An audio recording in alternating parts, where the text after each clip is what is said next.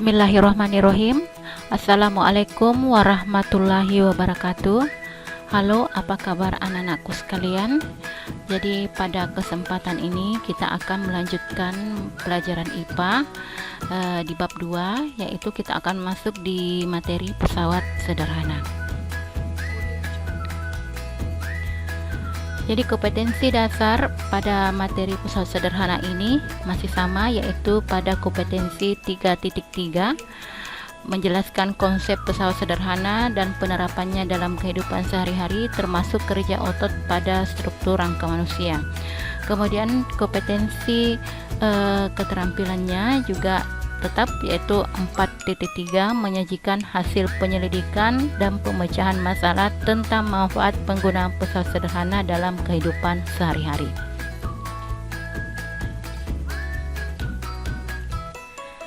Adapun tujuan pembelajaran berdasarkan kompetensi dasar, yaitu melalui video ini kalian mampu mengidentifikasikan jenis-jenis pesawat sederhana, jenis bidang miring, katrol, roda berpolos, dan pengungkit, menghitung keuntungan mekanis, dan mengidentifikasikan prinsip pesawat sederhana pada rangka manusia dan mengajukan usulan penerapan pesawat sederhana untuk menyelesaikan masalah dalam kehidupan sehari-hari.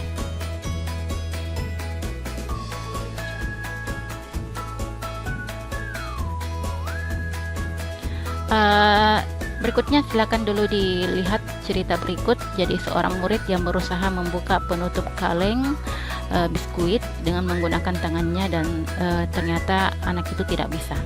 Kemudian guru tersebut menawarkan bantuan dengan menggunakan alat seadanya sendok untuk membuka penutup biskuit, dan akhirnya penutup tersebut pun berhasil terbuka.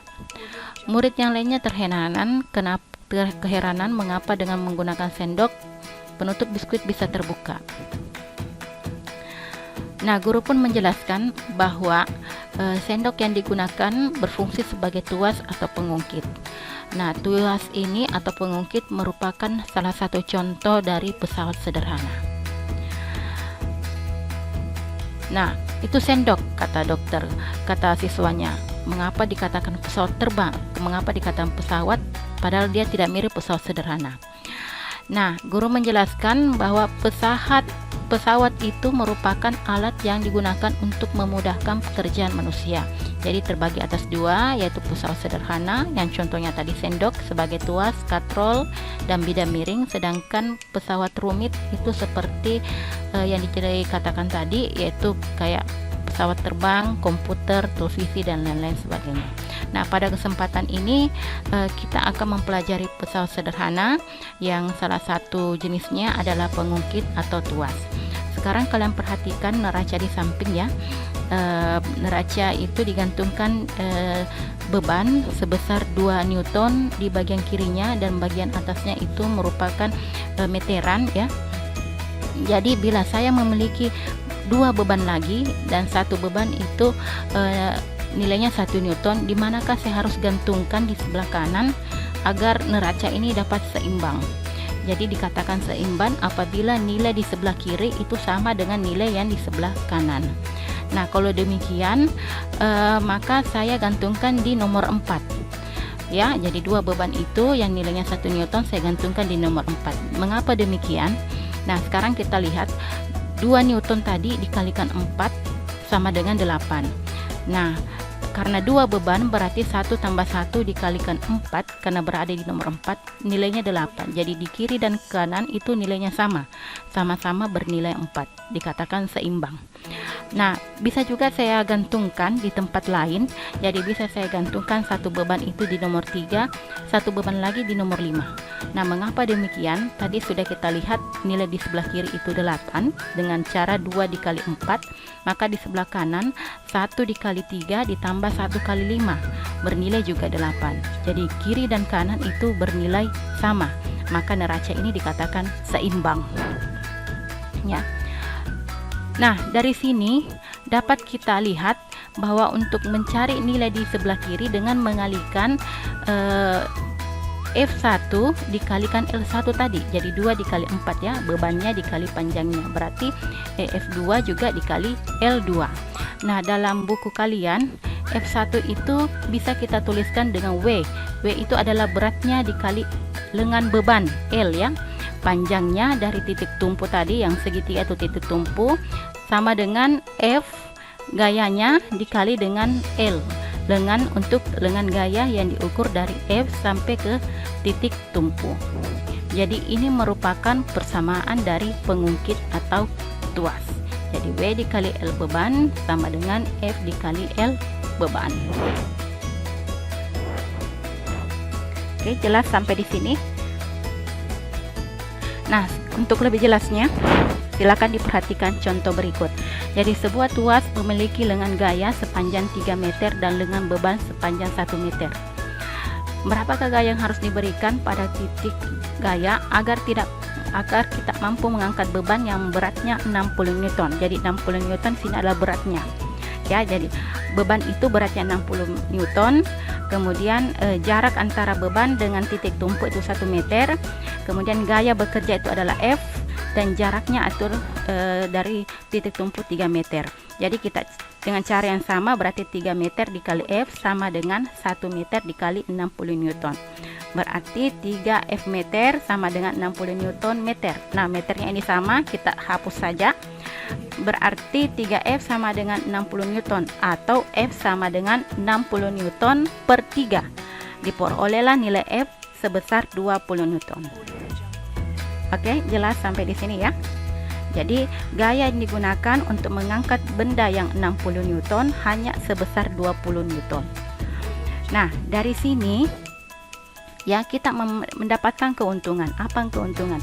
Tadi Ibu katakan bahwa beban itu beratnya 60 Newton, tapi untuk mengangkatnya hanya diperlukan 20 Newton. Berarti kita mendapatkan untung sebesar berapa? Sebesar 3. Ya, atau dengan kata lain kita memerlukan hanya sepertiga gaya untuk mengangkat 60 Newton. 3 di sini disebut dengan keuntungan mekanis.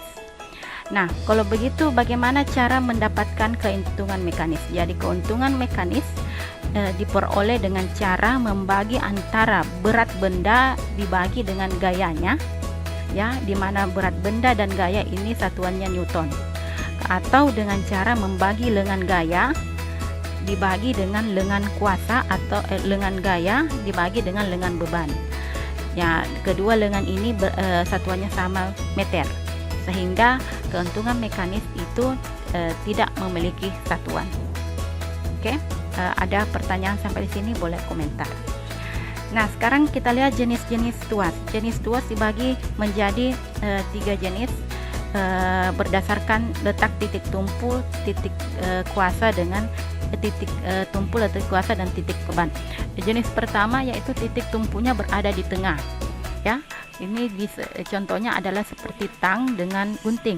Kemudian jenis kedua titik tumpu, titik bebannya yang di tengah, seperti troli ya dengan paku. Dan jenis yang ketiga itu titik gayanya yang di tengah. Oke, berikutnya kita bahas mengenai bidang miring, merupakan contoh kedua dari pesawat sederhana. Jadi bidang miring adalah suatu benda yang permukaannya membentuk sudut tertentu terhadap garis horizontal. Jadi contohnya seperti pada gambar ya, bidang miringnya itu yang sepanjang 4 meter itu dikatakan bidang miring. Lalu kenapa kita harus menggunakan bidang miring? Apa keuntungan yang kita dapatkan bila menggunakan bidang miring? Sekarang kalian perhatikan gambar di berikut. Jadi seseorang mengangkat beban ya, diangkat ke atas tanpa pesawat sederhana, tanpa bidang miring, dan satunya lagi mengangkatnya dengan menggunakan bidang miring. Jadi panjang bidang miring itu 4 meter, sedangkan beban yang diangkat itu 200 Newton, mau diangkat setinggi 2 meter. Kira-kira yang mana lebih mudah? Tanpa bidang miring atau menggunakan bidang miring? Oke, untuk lebih jelasnya kita akan melakukan hitung-hitungan ya, yang manakah lebih mudah, tanpa bidang miring atau menggunakan bidang miring. Sekarang dilihat. Usaha pada gambar pertama tanpa bidang miring dengan bidang miring itu sama. Jadi usaha sudah kita pelajari, W sama dengan F kali S, beratnya beban tadi 200, mau diangkat 2 meter berarti usahanya sama 400 joule. Jadi 400 joule ini, usaha ini sama halnya dengan usaha pada benda yang diangkat dengan bidang miring. Jadi walaupun menggunakan bidang miring maupun tanpa bidang miring, usahanya sama. Kalau yang begitu, apanya yang berbeda? Nah, sekarang W sama dengan 400 joule. Maka untuk mencari gayanya, 400 joule sama dengan F kali 4 meter. 4 meter itu panjang bidang miring. Sehingga diperoleh 400 per 4, gaya yang diperlukan 100 Newton. Tadi kamu lihat berat benda itu 200. Tapi dengan menggunakan bidang miring, berapa yang kita butuhkan? Ya, hanya kita butuhkan 100 Newton. Ya, jadi disinilah keuntungan kita. Sehingga diperoleh dengan rumus keuntungan mekanis, keuntungan mekanis sama dengan 2, atau dengan cara W dibagi F, berat benda dibagi gaya, sama dengan tinggi benda yang mau diangkat per panjang bidang miring. Itulah keuntungan mekanis. Jadi kalau dikatakan keuntungan mekanisnya 2, maka kita hanya membutuhkan gaya 1/2 untuk mengangkat beban tersebut. Nah, berdasarkan ilustrasi di atas, maka kita akan tentukan persamaan bidang miring dengan menggunakan usaha, yaitu W kali H sama dengan F kali S. W di sini berat benda, satuannya Newton. H tinggi benda yang mau diangkat ke tinggi pada ketinggian berapa. Kemudian F itu gaya yang dibutuhkan untuk mendorongnya dengan menggunakan bidang miring. Kemudian S itu adalah panjang bidang miring. Oke. Kalau ada yang kurang jelas boleh komentar. Nah, sekarang kita lihat jenis-jenis bidang miring itu pemanfaatannya bisa kita lihat di beberapa. Yang pertama pada jalanan, pegunungan atau puncak itu dibuat kayak bidang miring ya, termasuk pisau itu contoh bidang miring. Berikutnya pesawat sederhana yang ketiga adalah katrol. Katrol adalah suatu pesawat sederhana yang terdiri dari suatu roda yang beralur dan dililit tali. Jadi dia terbagi atas 2 jenis, ada katrol tetap dan ada katrol tidak tetap atau biasa disebut dengan katrol bergerak. Nah, sekarang kita lihat untuk katrol tetap, yang bagaimana itu katrol tetap. Jadi kalau kalian pernah melihat sumur ya, yang tanpa menggunakan mesin air, biasanya kita menggunakan katrol untuk mengambil airnya, atau di tiang bendera di bagian atas itu digunakan katrol untuk menaikkan bendera. Jadi ini salah satu contoh katrol tetap. Jadi pada katrol tetap ya, seperti pada gambar di atas, kalau benda yang mau diangkat beratnya benda itu misalkan W, maka dibutuhkan juga gaya 1W untuk mengangkat benda tersebut. Jadi pada katrol tetap ini tidak ada keuntungan mekanisnya, atau dengan kata lain keuntungan mekanisnya itu 1 ya. Kenapa? Karena katrol ini hanya mempermudah pekerjaan kita dengan mengubah arah gaya, tapi tidak mengurangi gayanya. Beda halnya pada katrol bergerak. Jadi gambarnya seperti di atas. Katrol bergerak ini tidak tetap di dinding, tapi berada pada tali. Jadi ada 2 buah tali yang menghubungkannya, berarti ada 2 gaya tegangan tali ya untuk mengangkat beban tersebut. Sehingga satu tegangan tali itu bernilai 0,5 dari berat benda.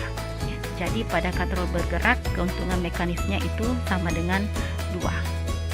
Nah, katrol ini bisa disusun terdiri dari beberapa katrol bergerak dan katrol tidak bergerak. Seperti pada contoh yang terdiri dari satu katrol bergerak dan 1 katrol tetap. Maka di sini kita lihat ada 3 tegangan tali. Oleh karena itu keuntungan mekanisnya itu adalah 3. Jadi satu tali dapat mengangkat beban 1/3 dari berat benda. Ya. Jadi boleh lebih dari 2 katrol, boleh. Berikutnya pada materi terakhir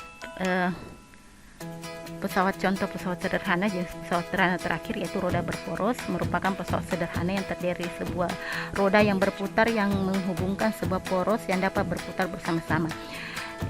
Jadi pada roda berporos ini hanya berfungsi untuk memperbesar kecepatan dan gaya, ya, hanya memperbesar. Jadi keuntungan mekanisnya itu sama dengan katrol tetap tadi.